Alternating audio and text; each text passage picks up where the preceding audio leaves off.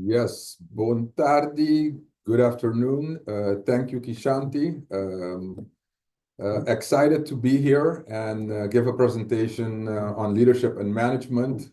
Both are words that are used very often, and we believe often are used incorrectly or interchangeably, and hopefully we can give some information today that will assist you in your job or in your business to use these tools to grow your organization.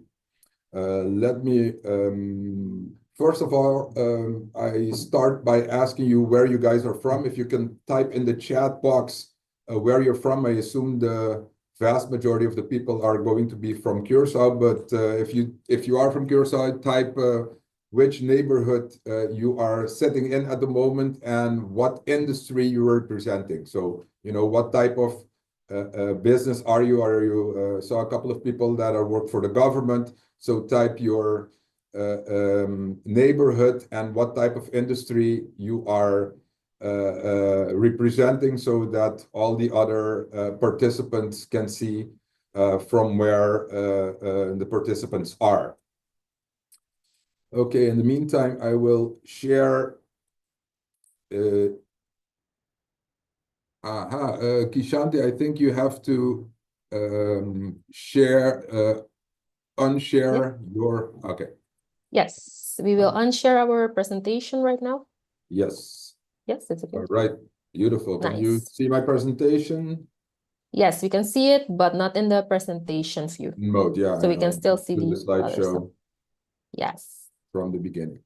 All right, yeah, I just saw right now as I am in presentation mode, I can't see the chat box anymore, but I did see that there's people from St. Martin also that logged in. So welcome to you too. The presentation and the slides are going to be in English, and at the end we will try to answer the question in as many languages as possible, but in any case English, Dutch, and Papiamento, as these are the official languages, and perhaps also Spanish if some people ask them in Spanish. And I also have to let you know that at the end, I will send the slides of the presentation to the chamber, and they will share those slides with all the participants as well. All right, without further ado, leadership versus management. First of all, a brief introduction. As you guys can see from my background, I am with the business coaching firm ActionCOACH. A little bit about ActionCOACH, in existence for a little over 30 years now, more than 1,000 offices in 80+ countries, bunch of awards in the Franchise Business Review, founded by Brad Sugars, who was here last year in January, I believe, for the 7th time in Curaçao, giving a seminar on leadership versus management. Perhaps one or more of you was there. Our vision is to create world abundance through business re-education. And basically, we coach a bunch of business owners, managers, individuals from Canada to Argentina, from Germany to South Africa, and from China all the way to Australia and New Zealand. So pretty much covering the whole globe. A little bit about me, a banking background, 23+ years in banking.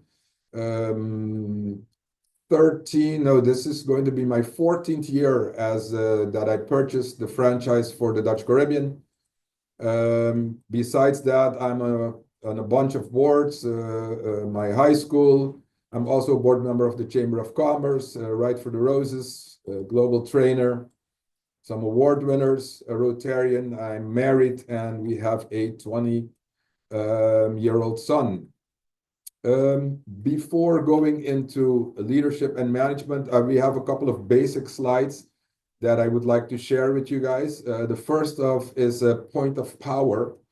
And this slide, we can talk hours about it, but the way I'd like to explain it, that yellow circle you see there is the present. That's where we are now. Some people like to look at the past. They're always looking backwards. What why didn't things go well? Some people are in denial. They don't realize that what they're doing is not good.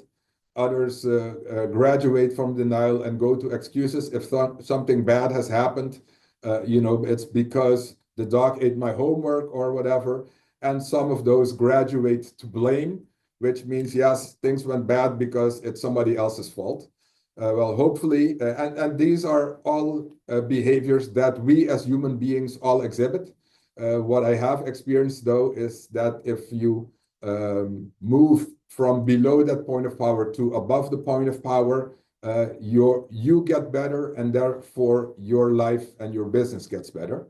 And above the point of power is more looking forward, is we have responsibility, accountability, and ownership. And why do I show the slides? As I said, these are the behaviors that all of us have during the course of our lives, of our days. People who tend to be primarily above the point of power have a better life and better results than those who are primarily below the point of power. The goal, one of the goals of a manager, is to get the people from denial, excuses, and blame all the way to... Sorry, sir. The people who are following the presentation is telling us they cannot see the presentation, so it's not changing. The slides are not changing. And the volume is low? Is low. But we can still hear you, so maybe the volume is okay, but the slides are not changing. Okay. Sure.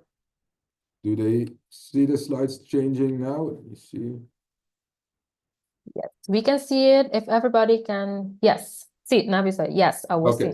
Yes. Okay, so, all right, thank you. Yes, thank you for that.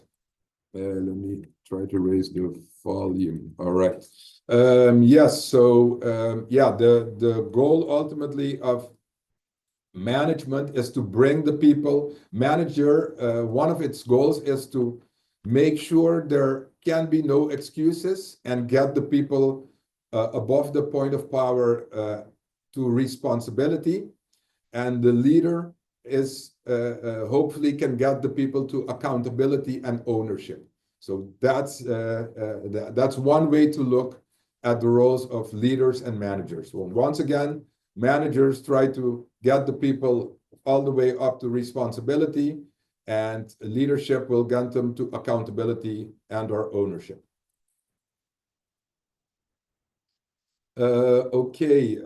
Another way of looking at an organization, how we can get the most out of most value out of a human being. Everybody has what we call 16 cylinders of high performance. The manager in general, that's the way we look at it, they try to influence the body and mind of a person, while the leader tries to influence the heart and the spirit. Both are needed to build a high-performance team, but as you can see here, the body and mind will address 6 of the 16 points, while the heart and the spirit will have a bigger value. Once again, the one cannot function without the other, but you obviously see where we tend to put the most emphasis.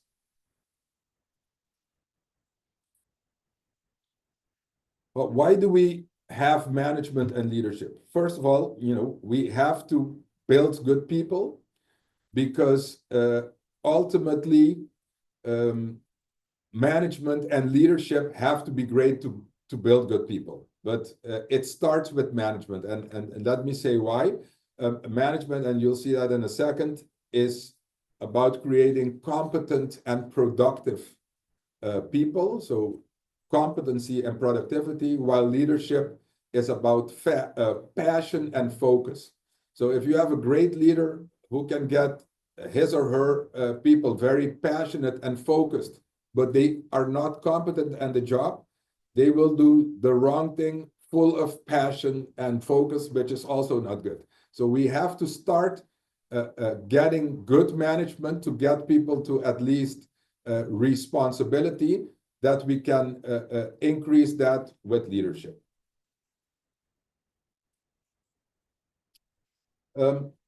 Where do we start? In any organization, we believe it's important that you define what you want to achieve with that organization, whether it's the government, whether it's a foundation, whether it's a for-profit business. We believe you need to have a vision. I mean, you kind of can look at the vision as, you know, your long-term plan. What do you want to influence? Do you want to business or the organization to be 10, 50, 100 years down the road? That's what we call the vision. The mission is the road to get there. What are the things that we do and don't do that are going to take us into that direction? The culture is basically a culture or values are the rules that we agree upon, not just with the team, so inside the employees and so on, but also how do we treat our clients and our suppliers. So very good. What are the rules? Certain organizations have a lot of unwritten rules. When you go work there, they say, well, you're not supposed to do this and you're not supposed to do that, or do this and do that. But if they are important rules, we believe you should write them down. And last but not least, the goals. If you have the mission, which is the path that you go upon to reach your vision, every couple of kilometers you have, as they say in Dutch, eikpunten, where you measure where you are, and hopefully you are progressing towards your ultimate vision. So that is a basic structure of every organization. You need to know where you're going.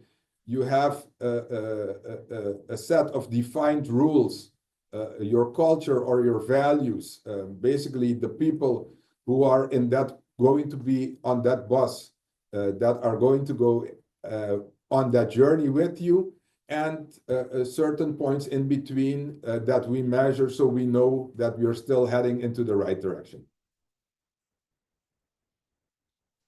All right. So how does this all work out? And I promise we'll get to more details on the management and leadership in a second. Ultimately, what we want to do is build a winning team, because with a team, you can do a lot more, get to that ultimate goal, that ultimate vision of the organization a lot more quicker than you can do as an individual alone. So how do we, what are keys to a winning team? Number one, strong leadership. Of course, we need somebody that helps in a way steer the ship. If you have an organization, and yes, some organizations are still small, that consist of 1, 2, maybe 5 people, to organizations which are much larger, that consists of thousands or maybe even millions of people. You need someone that will make sure that, the captain, so to speak, to direct that ship in the right direction. Well, not only the captain is important, but everybody who works on that ship, from people in the engine room to people that make sure that the restaurants are functioning properly so we can eat. But it starts with strong leadership. Next key to a winning team is a common goal. As I said earlier on, the vision, it is important that people who are part of the organization understand what the common goal is. Not only where we are going, but why do we want to go there? So that gives them a lot more purpose in when they come to work, instead of coming to work because they need a paycheck. So a great inspiring role is great, or a good goal is inspiring, not only for the team, for the people that work there, but also for customers or potential customers that say, hey, listen, we want to contribute to this common goal because it is good for us or for society at large. A third key to a winning team, as I mentioned earlier, as well, is the culture or the values. You know, what rules do we have? The clearer they are, if we define the rules of the organization correctly, people can go all out within these rules because, you know, they know I can, you know, get up to the edge, but do not cross that particular edge. You can picture it as a soccer field or football field, depending on where you're from. If you know where the sideline is exactly, you can run all out in the field. But if you don't know where the sideline is, you know, maybe 5 meters from the sideline or 10 meters from the sideline, you start slowing down because you're not sure whether you pass the sideline or not, and you cannot go all out. So the rules are there to make sure that we know where the boundaries are and we play, as they say, full contact within those boundaries. Number 4 keys to a winning team is an action plan. What is an action plan? Very simple. Who does what by when? A little bit later on, you'll see another slide where we'll go a little bit more into detail of this. We use this in general. We have 90-day planning where you will have, you know, 5 goals, a couple of strategies, and then in the 13 weeks, each specific action that you are going to take to help you reach those 3 to 5 goals for that quarter. So basically, the action plan is a breakdown of your ultimate business plan. Who is going to take what specific action in the next 90 days? Number 5 for keys to a winning team, support risk-taking. What do we mean by that? If we want to grow our business, or we want to, you know, we've redefined ultimately what our vision, our mission is, we might have to do things differently than we have done up to now. What do I mean by that? You know, if we keep on doing the things that we have been doing, we are getting results that we have been getting or something very similar. If we are not happy with those results, we are going to need to change. And yes, of course, we are not going to change everything at the same time, but we may need to adjust certain things a little bit to the left and to the right. And when we adjust things, sometimes it doesn't work out. And we need to make sure that the people, if they make mistakes trying out those new things, that they are supported. You know, we are all human. You know, if you make the same mistake 5, 6 times in a row, that's a different type of conversation. But in any case, supporting risk-taking means that the people feel comfortable trying new things, and that means failing, as long as we learn quickly from our failures, make those improvements, and change the way we act. And last but not least, key to a winning team is 100% involvement and inclusion. What does that mean? Depending on the organization that you work for, you know, some are not-for-profit, some are government agencies, others are for-profit businesses. Perhaps certain decisions are taken by a consensus. You know, the majority of the people say, yes, we have to go to the left, then we go to the right. Other decisions are taken perhaps by a smaller group of people, or perhaps by one person. And depending on the type of organization and the type of decision, that's all very natural. What is very important, that we involve the team in reaching that decision. What do we mean by that? Get people's feedback. Hey, listen, you know, this is the problem that we have. How do you guys think the best way of solving that problem is? Why do we do that?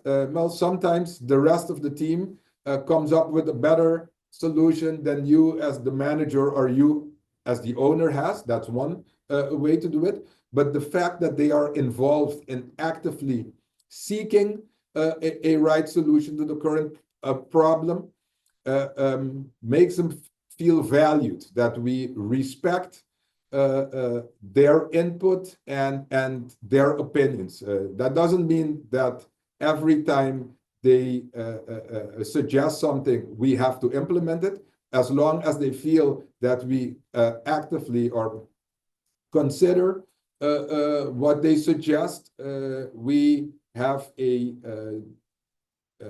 good part of building that winning team.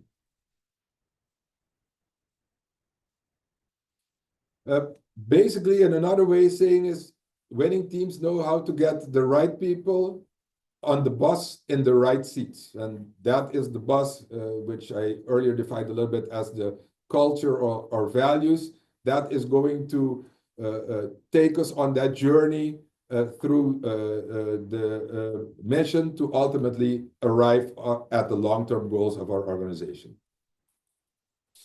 All right, let's dive into a little bit for what we came here for, management versus leadership. Basically, management is a process. Managers manage those processes, and as I said, we'll go into a little bit in detail shortly. Leaders lead people. So management is basically implementing a set of processes, and leaders lead people. So a good definition of management to us is creating competent, productive people. So we have to make sure that not only do we teach our employees what exactly to do, but also hold them accountable through that management system so that they're consistently productive. After going through a 12-week management training that we have now several times, I realize how lazy I have been most of the time as a manager. Why? Why do most people become managers or supervisors and so on and so forth? Because they are very good at the technical side of the job. Let's say you're an accountant, you're good at doing the auditing and so on and so forth. All of a sudden, you become a senior accountant or a manager of a group of people, and you assume that they have the same drive as you. So many times you're inclined to, give the task that they have to do, and then go about doing your own business because you assume that they will have completed the task on time because that's what you would have done. And that's one of the most interesting learnings for me. Not everybody is the same. So certain people you have to give very specific tasks to, and make sure that periodically you check to see whether they are on their way to completing that task. And that is being a proactive manager. What that means in the beginning, when you have somebody who is very new in the organization that doesn't know how we do things in this organization or the processes that we follow, yes, you might have to micromanage in the beginning, but always micromanage with a goal that you create competency and productivity within them so that slowly you can deal with them on a less frequent basis. Yeah, managers, they manage systems and processes. So creating competent, productive people and manage processes. Leadership, as I said earlier on, is about passion and responsibility. Leadership is more of an art form. These are the steps that you have to take and you'll become a great leader. Doesn't work that way. Yes, there are certain basic things that, a leader, which we'll talk about later on, that a leader does. But you have, depending on the situation, you may need a different type of leadership hat, so to speak. And we'll give a detailed example of that as well. Nowadays, I guess, and if you read management books in general, they might have certain similarities in terms of, this is the management system that we believe will give the greatest promise to a particular organization. Whilst in leadership, there are so many different types of leaderships, it might, if you read different leadership books, it seems that, you know, there's 5, 6, maybe 10 different types of leadership. Why? It's a form of art. It depends on who you are speaking to at the moment, that you decide how you are going to inspire that person to perform at their best.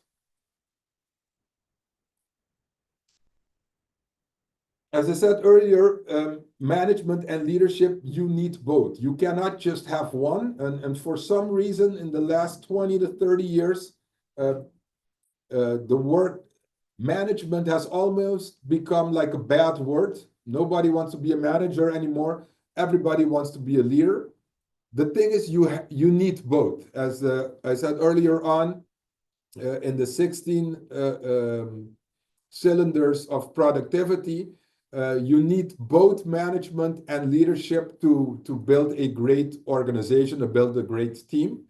A leader, one different way to look at it is leader look a little bit more long-term, the vision and influence, while managers have to depend a lot more on the structure and functionality of a certain organization. But that doesn't mean to say leaders also manage. It's not, you know, I am a leader and that's all I do. I don't manage anymore. And the same thing is, as a manager, you have also, or you should also have some leadership qualities. The challenge for especially smaller organizations is that the person at the top is both the manager and the leader. And the question is, you know, which hat do you have on now, or which hat should you put on? Should you be the manager where, you know, you are managing the processes, holding people accountable and so on and so forth? Or should you be rallying, getting people excited to go into a certain direction and focus on that one direction, i.e. be a leader? That is one of the from my experience, the most difficult parts of especially smaller organizations. Larger organizations, many times the person functioning as CEO or managing director, depending on the organization, in general, take the role of leaders, take a leadership role, while mid-level managers do the management. But if you have a small organization, you know, anywhere from 1 to maybe 15 to 20 employees, many times that one person has to flip, the managing director or CEO has to flip constantly between being a manager and being a leader. And if you don't have a good distinction what each of them is, you may do the wrong thing at the wrong time. Here we'll give some basic traits of manager versus leader. A manager, as I said, they manage processes, they endorse the culture of the organization, they focus on the tasks, make the rules, do the things right, and so on and so forth, while the leader leads the people. They define and shape the culture. They are more future-oriented than the manager. They don't focus that much on the tasks, but more on the goals. Whilst the manager makes sure that, you know, we make the rules. At times, the leader breaks the rule in order to do the right things. So it is not that they do contrary things, but they have different responsibilities. And as I said, that's one, especially when one person in smaller organization has to have 2 different hats on. At times, they will mingle together, and the message that you try to convey doesn't come out as strong as needed.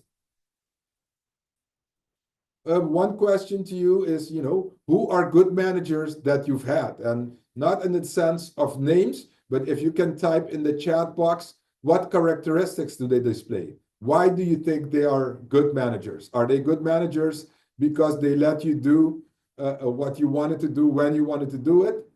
Were they good managers because they called you out when you did something wrong and praised you when you did something right? I don't know. That's not my definition, but please type in the chat box some qualities that your good managers have had. I will jump now right in to give a brief look at the management system that we here at ActionCOACH use and implement. Basically, it starts with a daily list. You know, it starts with you as the manager, making sure that you write down every day what it is that you want to achieve that day, and ideally you do that the day before. So let's say if you finish at 5 o'clock, 10 to 5, you write your to-do list of tomorrow. Why do you do that the day before? Two ways. One, if you write them down before you go to home, to home, some people, it helps them to shut off their brain when they come home, and so that when you start the next day, you realize what the important things, what you said were important things for you to do that day. And you know, when do people get everything done? What day does somebody get everything done that they wanted to do that way? Many times the day before they go on vacation. Why is that? Because they have a to-do list of all the things they needed to get done in order to go on vacation. So why do not do that every day? Then we move to the weekly list. What does that mean?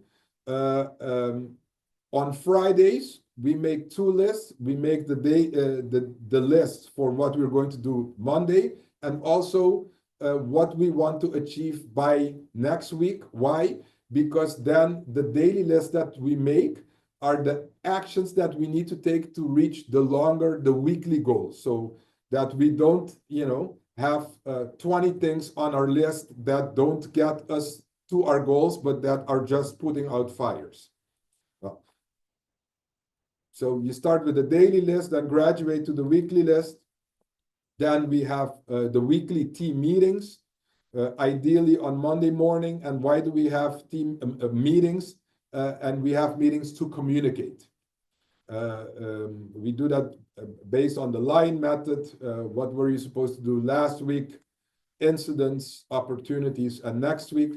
But basically, we have weekly meetings in order to communicate so that everybody knows what everybody else is doing.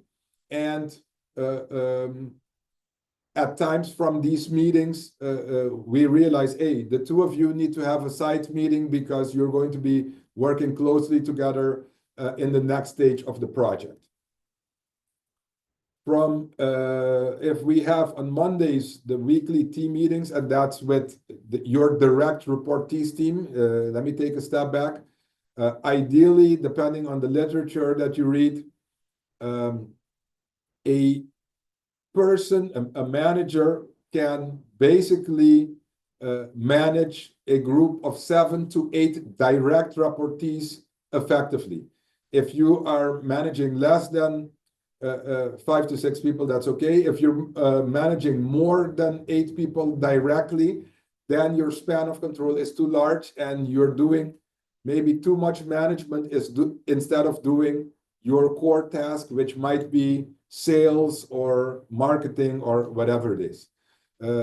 On Thursdays, hopefully you'll have a weekly one-to-one meeting with your max 7 to 8 reportees to make sure that they are doing the things that they have to do to complete the weekly and therefore quarterly goals.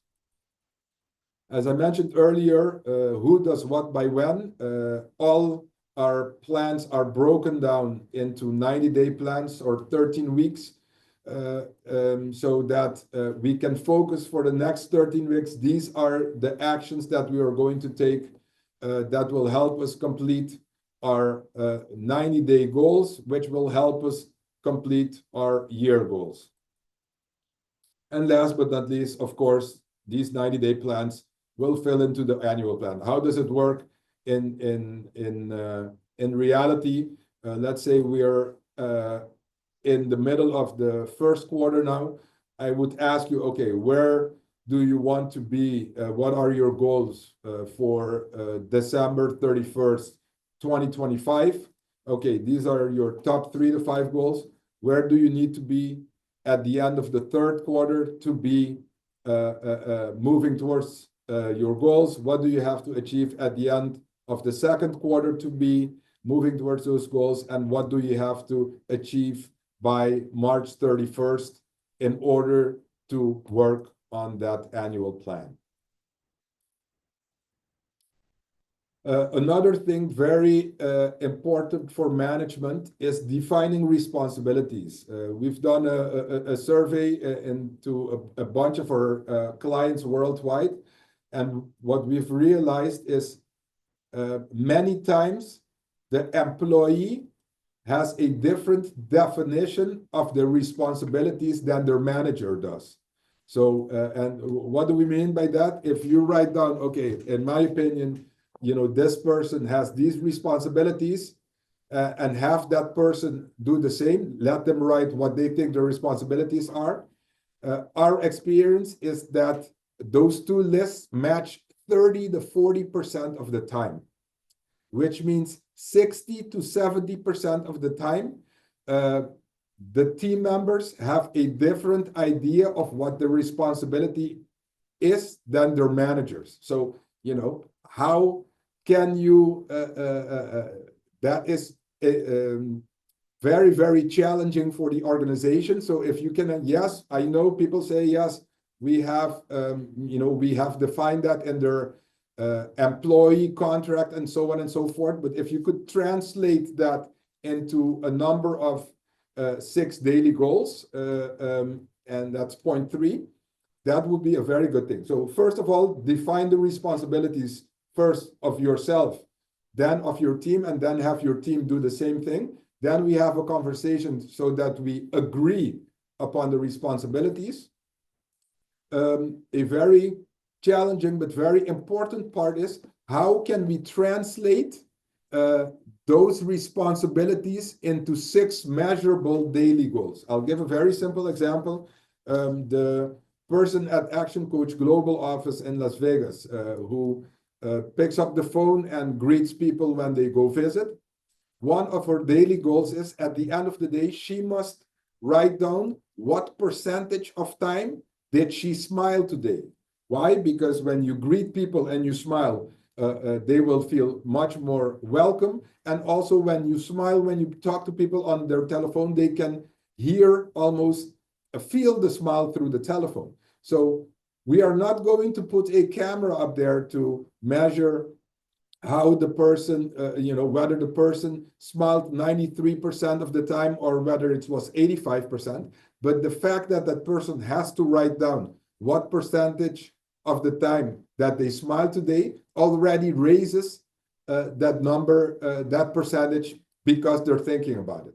So the good thing about translating those responsibilities into 6 hopefully smart daily goals, and that they give themselves a grade on, you can see trends. If, you know, somebody 2, 3, maybe 4 days in a row, they are not meeting their daily goals, they're falling short, we can ask the second question, hey, listen, why aren't you meeting this goal? Is it you do not understand why it's important? You lack perhaps certain specific training in that system, on that machine, and so on and so forth. And that way, we don't have to wait in December or wherever we have our performance evaluation. If we can find out in February already if they're doing something wrong, and make sure that they have the correct training to correct it so they can contribute throughout the year, and of course, measure and adjust. Then we turn to leadership. Who are good leaders that you've had, or who do you consider to be good leaders? Please put it in the chat box. I guess, I don't know if you're going to get the transcripts, but so that we can see who people believe are good leaders, whether it's local people or international people. Please type in the chat box who you believe are to be good leaders. But what is leadership? The essence of effective leadership, it's about caring for your people. It's about embodying the key leadership qualities and adhering to our core values. You know, if you have to walk the talk, yes, we have those rules, and people look at you whether you are embodying those rules as well. So that's one of the very important things when I talk to organizations about culture. The leader of the organization cannot delegate that culture to the HR department or to someone else. The leader of that organization has to exude the culture. They live by it every day, and people look up to you to make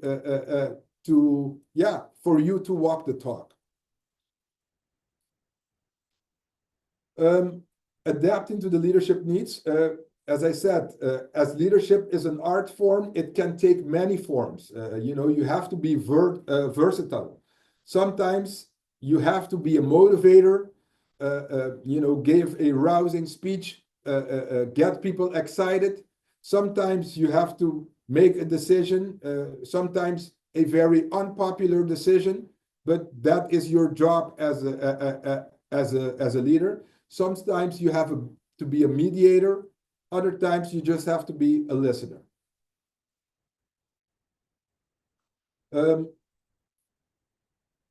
As we said, I mentioned earlier the term situational leadership, or, you know, flexible leadership. You know, you have to embrace the diversity of the different leadership roles. And I guess the best way to describe it, you have to be like a Swiss Army knife. You know, there are many different tools in that one knife, and depending on the situation you are in, it depends on which tools you have to use. Another way, jumping back to management, I said management is about creating competent, productive employees, and you have to think about it this way. Some of you may have kids, or, you know, we've all seen kids. In any case, kids are, when they turn 5 or 6 years old, they have to learn to tie their own shoelaces. Well, our job as managers is to make sure that our employees learn competency and productivity, learn to tie their own shoelaces. If they come to us with a question and we just give them the answer, what are we teaching them? We are teaching them that if they have a problem, they should come to us. Instead of giving them the answer, we should answer them with a question. Because why? We try to teach them what system we are following in our head to get to the right answer. So that is a very, so if you can think of management with the shoelaces, how can we teach our employees to tie their own shoelaces? And look at leadership like the Swiss Army knife. I have a tool with different sub-tools that, depending on the situation, I am going to use. All right, we are nearing the end. We'll give you guys the jobs of a CEO slash leader. A CEO, or the leader of the organization, has 4 main jobs. One is saying no or not yet. What we see is a lot of times people will get excited about the new bright and shiny object, and, you know, we haven't fully implemented our old plan yet, but we've already trying to try new things without sticking to our plan. So the job of a CEO is saying, no, listen, this is not what we've decided upon. We have to finish implementing this first. That doesn't mean that you do not adjust, but many times it's focusing on what we've decided to do. The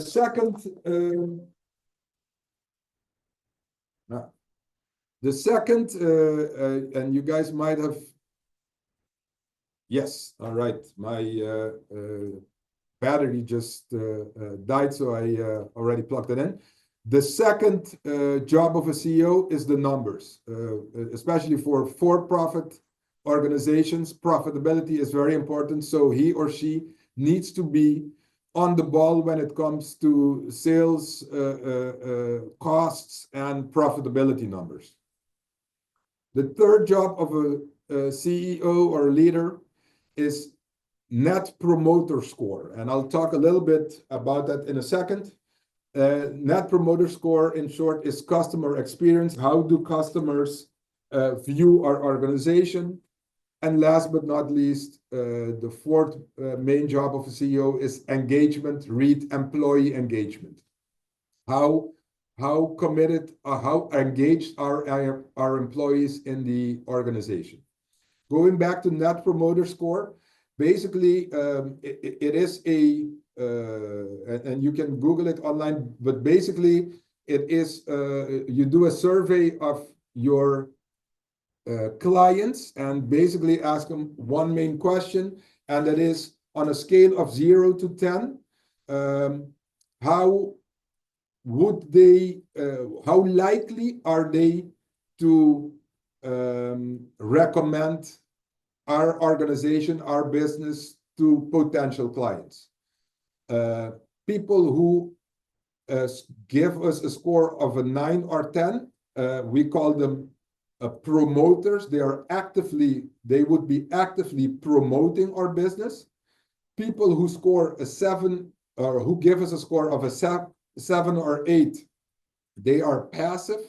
They would promote our organization passively, so not very actively. And people who give us a score from 0 to 6 are what we call detractors. They don't promote you and or actively give you bad reviews. So this is one way to calculate an exact score. I can give you guys an example. I believe the Net Promoter Score of Apple organization is, our Apple company is 72 from what I checked, and ActionCOACH has a Net Promoter Score of 78. It's just a way how you can compare customer experience across different industries and so on. Okay, almost there. Just giving you guys a brief overview what the 12-week management masterclass is, which different topics you are learning in those 12 weeks, from the definition, what is management, implementing the daily, weekly list, and so on and so forth, all the way to transitioning to a leader.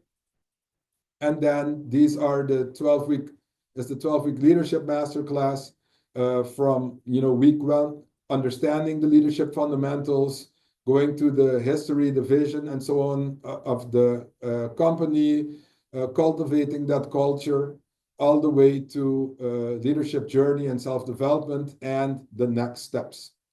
So for those who are interested in knowing more about that, we'll give you guys something to click on in a second. Last, I want to add with finish with 2 quotes. Jim Rohn: "Never wish your life were easier, wish that you were better, and work harder on yourself than you do on your job." And Brad Sugars: "Where you'll be in 5 years will depend on the books you read, the people you associate with, and the actions that you take." For you guys, it would be awesome if you could scan the QR code here to give us your feedback. You will come on a website where you can click the different things that you are interested in. Maybe you want more information about management or leadership training. Maybe you want a complimentary coaching session. You can see down below our website where you can find more information, but you will be getting this whole presentation from the chamber so that you can take your time and do it. All right, let me stop the share so we can try to answer some of the questions. Let me escape here.